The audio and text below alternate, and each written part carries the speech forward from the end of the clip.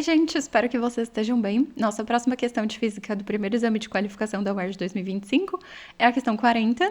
E no clima da questão anterior, em que a gente tinha um gráfico de corrente por tempo e a gente calculou a área para descobrir a carga, agora a gente tem um gráfico de massa por aceleração. E aí, ele fala para a gente observar o gráfico, em que existe uma relação entre massa do corpo e a aceleração que atua sobre ele.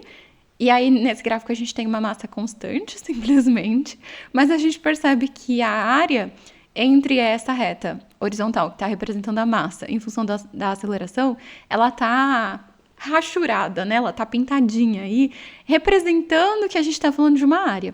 E aí vem a pergunta: no gráfico, a área abaixo da curva representa qual grandeza física?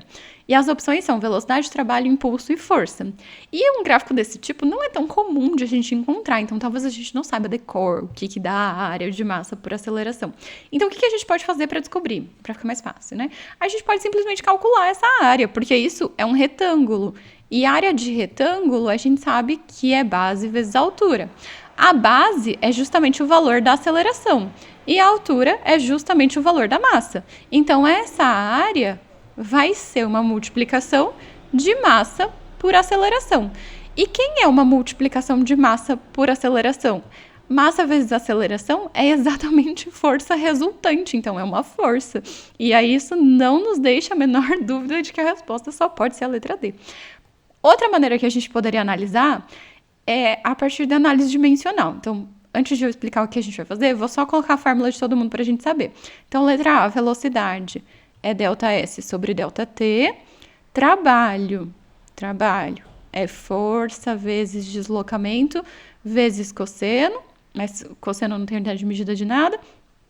E impulso é força vezes um tempo. Então, se a gente fosse analisar a dimensão das coisas, seria o que a gente teria que fazer caso não fosse tão óbvio, né, do que se tratava, a gente teria que analisar as unidades de medida de todo mundo. Então, quando a gente vai analisar as unidades de medida, o que a gente vai fazer? A gente vai escrever em termos das unidades mais básicas possíveis.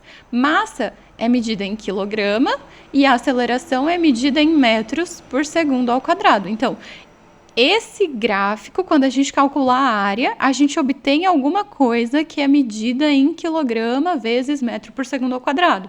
E aí a gente teria que comparar com as unidades, com as alternativas que a gente tem, quais são as unidades de medida de cada uma dessas coisas. Então, por exemplo, quando a gente está falando em velocidade, a gente tem uma distância, que é medida em metros, dividido por um tempo, que é medido em segundos. Metro por segundo é diferente de quilograma vezes metro por segundo ao quadrado, então não poderia ser essa a resposta. Trabalho, FD cosseno θ, a gente teria uma coisa em newtons multiplicado pela distância, que é em metros, e cosseno não tem unidade de medida, então seria newton vezes metro. Só que newton não é o mais básico de todos. Então, o que a gente teria que pensar? Newton mede força.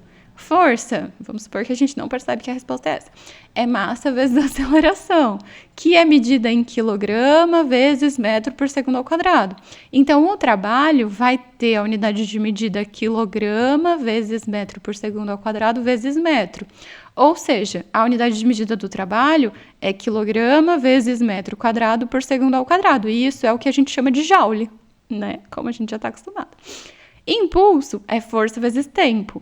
Então, vai ser newton vezes segundo. Aí, de novo, newton a gente sabe que é a unidade de medida de força, que escrevendo em unidades mais básicas, seria quilograma vezes metro por segundo ao quadrado vezes segundo. Então, a unidade de medida do impulso é quilograma vezes metro por segundo, sem o quadrado. Vocês estão percebendo que todas são diferentes da força, que é o que a gente sabe que é a resposta?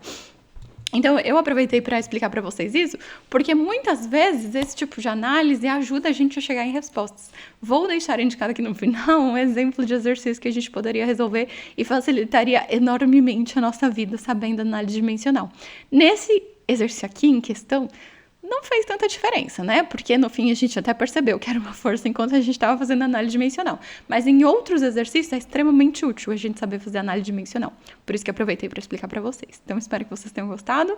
Se gostaram, deixem o joinha, se inscrevam no canal e continuem acompanhando. A gente está quase acabando os exercícios de física do primeiro exame de qualificação da UERJ 2025. Tem só mais 2. Tchau, tchau, gente. Se cuidem.